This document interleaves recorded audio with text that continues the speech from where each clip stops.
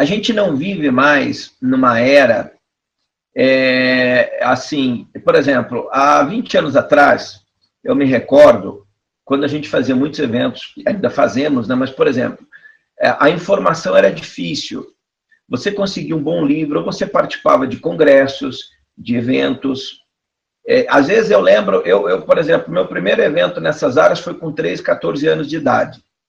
Então eu lembro que eu fiquei 6 meses esperando aparecer um curso de ufologia, eu já era ligado a esses temas desde muito criança, na Biblioteca Pública do Estado do Paraná, organizada pelo Rafael Cury, que fez a maior quantidade de eventos da história do planeta Terra sobre o fenômeno ufológico. Ele vive em Curitiba ainda, eu dei muitas conferências nos eventos dele, e o Gevaer junto na época. Hoje o Gevaer faz os maiores eventos do Brasil, mas ao longo da história o Rafael fez em número a maior quantidade de eventos. O Gevaer deve bater essa meta, porque está fazendo muitos eventos por ano, rapidamente. Então eu lembro que eu esperava 6 meses para tirar uma dúvida, Flávio Vale, com um conferencista. Eu pegava um tema, ia para aquele congresso, para aquela conferência, ficava lá 2, 3 dias, pegava aquele tema, chegava para o conferencista, e se ele tivesse tempo para responder, às vezes eram muitas as pessoas, hoje não. Hoje, a gente vive uma outra situação. A gente vive a glamorização da estupidez. Não estou ofendendo ninguém, gente. Se alguém se sentir ofendido, pode ir embora também. Hoje eu tô... Você viu que hoje eu estou para o crime, né? Então, assim, eu lembro que daí nós pegávamos aquele tema e 2, 3 minutos que aquele conferencista dava de atenção, voltava para casa e estudava 5 meses. 5 meses até o próximo evento. O Congresso, por exemplo, Nacional de Ufologia, que era organizado, era 1 por ano. Internacional a cada 2 anos. Hoje você entra no YouTube, a verdade está a um clique. Mas nós não temos capacidade, muitas vezes interior, de pesquisar e estudar. A gente sempre quer que alguém responda tudo. Então, assim, eu sempre digo para as pessoas, o legal é que a gente ouça todas as coisas e não acredite em ninguém, mas tem gente que adora acreditar nas pessoas. Isso é muito complicado, porque aí você tem, por exemplo, no Brasil, e o brasileiro é muito assim, você tem doutrinas religiosas, por exemplo, que só se proliferam no Brasil, no resto do mundo não dá certo. Isso faz com que a gente faça uma autocrítica à nossa forma de pensar, a uma série de outras coisas. Então, por exemplo, tem tradições religiosas, místicas, esotéricas, que só no Brasil tem discípulo, no resto do mundo tem lá meia dúzia. Por quê? Porque aqui nós acreditamos em qualquer coisa. Por isso que nós temos os piores políticos do mundo, que a gente acredita neles. Sabe, a gente tem as maiores picaretagens esotéricas, místicas, religiosas, a gente acredita. Isso, em parte, quer dizer que o brasileiro tem um bom ânimo para acreditar, ou seja, em novos conhecimentos, isso é bom em uma parte. Mas em outra parte, é muito arriscado ele se equivocar. Como é que a gente zera esse problema? Estudo e dedicação. Estudo e dedicação. Peguei o tema lá de extraterrestre, ok. Então, estudei aquele, peguei isso, vi o hangout do Alcione Giacometti, vi o negócio do Gevaer, vi a Mônica de Medeiros falando, vi o Geraldo Lemos sobre... Sabe, você vai...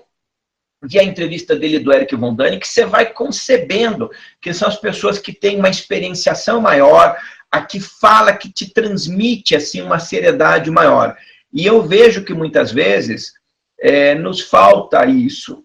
Então, assim, claro que você tem pessoas que estão começando, mas as pessoas que estão começando não fazem perguntas impertinentes. Quais são as perguntas impertinentes? Você sabe, e aí eu... há 30 e poucos anos respondendo, a gente uma hora, você sabe. Você, não só eu, como todas as pessoas aí, pesquisadores, escritores, quando alguém chega com uma pergunta sincera que ela não entende, e quando ela chega com uma pergunta arrogante ou tentando uma pegadinha para com você, são 2 coisas muito diferentes. Então, no primeiro aspecto, a gente fala com todas as pessoas, mas num segundo momento tem muita gente que já sabe a verdade e fica fazendo perguntas para confrontar a verdade dela com a sua.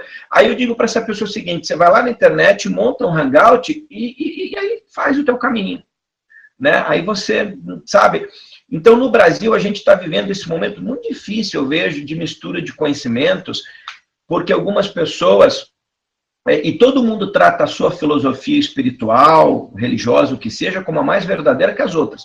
Os cientistas fazem isso, os físicos fazem isso, os astrofísicos acham que são mais inteligentes que os médicos, que acham que...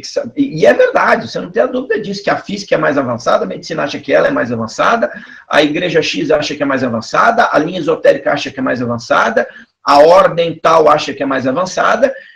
E, na verdade, nós estamos todos tentando compreender algumas coisas. Ninguém é dono da verdade absoluta, né? Mas eu sempre digo o seguinte, apesar de nós não sermos donos da verdade, algumas pessoas são pais da mentira. E elas estão por aí. E é muito fácil detectá-las. Mas muito fácil. Assim, muito fácil mesmo. E isso daí vem com a experiência, uma série de coisas. Então, talvez por isso, porque tem muita gente falando de muitos temas, sempre em qualquer hangout, não só esse aqui, comigo, com o Flávio, em qualquer um que seja, vem muita gente com muita dúvida, muito confusa, com muito conceito equivocado. E eu não posso mentir para vocês, eu tenho que falar aqui o que eu penso, porque senão eu não participo. Eu vejo as pessoas muito equivocadas em relação, como se entende, por exemplo, o fenômeno ufológico. As pessoas, eu fiz um hangout aqui explicando o que é ufologia. Não tem outro na internet, gente. Você pode procurar o que é UFO, o que é disco voador, o que é Merkabah, o que é extraterrestre, o que é intraterrestre, o que é extraterrestre, o que é seres dimensionais, o que são reinos mágicos encantados, os devas nas histórias mitológicas. Qual é a diferença da fenomenologia, do fenômeno, para que a gente não se confunda. E isso é importante. Como é que a gente vai, por exemplo, pegando esse gancho aqui, tentar entender a teoria extraterrestre se a gente não sabe as diferentes possibilidades que o fenômeno pode se apresentar? Como é que a gente vai entender comunicação além do cérebro? Porque tem gente que acha que é assim, tem gente que acha que comunicação do outro lado, e isso é muito engraçado. Vou lascar mais uma aqui. Então, por exemplo, assim, e a minha área, estou falando de mim mesmo. Tá? Então, por exemplo, ufólogo convencional de carteirinha. Tudo que vem do céu é ET. Voou, não é avião, é ET. Bruxa, gnomo, saci pererê, anjo, Maria, Jesus, Deus, é tudo alienígena. Isso é uma loucura, incomensurável no terceiro milênio, um pensamento dessa forma. E uma grande parte é assim. Estou falando da minha área, tá? Por outro lado, a ciência, por exemplo, os astrônomos convencionais, tudo isso é ilusão.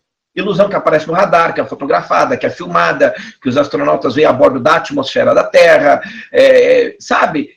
Um outro bando de gente absolutamente irracional. Eles são absolutamente inteligentes para pesquisar outras coisas, e quando vão falar do fenômeno ufológico, eu sempre digo que o fenômeno UFO é o lado estúpido da ciência convencional. Você até pode dizer que você não precisa necessariamente dizer que é um fenômeno extraterrestre, mas negar a existência do fenômeno é um lado estúpido de grande parte. Nós temos aí um dos físicos mais brilhantes brasileiros na atualidade, vocês devem conhecer, não vou citar o nome dele, que ele está toda hora aí ridicularizando os ufólogos nos programas de televisão. É um completo, assim, sabe, estúpido. Ele não entende nada do que fala e ridiculariza. Tem militares, generais, astronautas, gente do mundo todo falando desse tema e ele ridicularizando todo mundo. Bom, outra coisa muito comum, por exemplo, nós estamos vivendo hoje, por exemplo, naquela era o seguinte, todo mundo recebe mensagem de tudo quanto é lugar.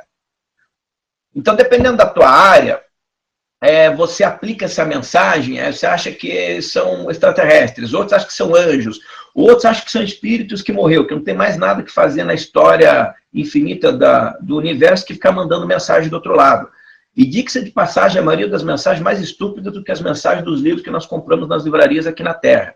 Então, se o espírito não tem o que fazer, além de morrer e ficar do outro lado, enchendo o saco de quem está desse lado, tem alguma coisa errada com essa história. Entendeu? Porque normalmente as histórias que vêm desses livros não cabem mais no momento desse paradigma quântico que nós estamos vivendo, dessa revolução. Nós não gostamos de falar essas coisas, a gente prefere continuar a viver enganado. E quem ousa falar é intolerante, é ignorante, é arrogante, nossa, você ousou falar alguma coisa contra aquele cara que escreveu aquele livro. E daí? Com todo respeito, as pessoas, nós estamos falando de teorias, não de pessoas. Então, dentro da possibilidade das teorias, todas as coisas são possíveis. Agora, as mesmas pessoas que acreditam em todas essas coisas, têm uma predileção incrível, por exemplo, de mudar as histórias sagradas da história da humanidade. Não. Eu li lá o Mahabharata, Krishna, não acredito em nada daquilo lá, não. Não, aquilo lá é tudo bobagem.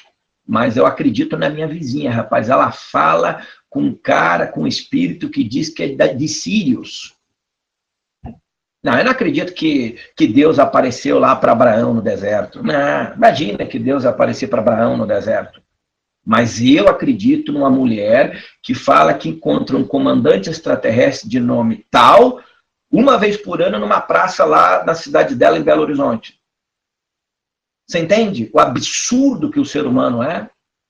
Qual o problema se aquele tal de Abraão encontrou Deus no passado? Eu não acredito, mas eu acredito na mulher que fala que encontra um ET numa praça em Belo Horizonte no ano 2017. Aí, eu não acredito, por exemplo, sabe, né? Assim, né? Eu não acredito lá em Wiracocha, que seja filho do Criador, que esteve na Terra entre os Incas. Aquilo é uma lenda. Eu não acredito naquilo, não. Mas eu acredito na minha terapeuta, porque eu fiz uma regressão, ela disse que eu fui Cleópatra. Então, eu sou Cleópatra. Assim, entendeu? E vocês sabem que o que eu estou falando é a verdade. Por mais que eu esteja falando hoje de forma proposital desse jeito mais desleixado, é para impactar a sua consciência. Por quê? Porque Abraão não está mais aqui para falar, o Wiracocha não está mais aqui, o Krishna não está mais aqui, mas os falsos profetas estão.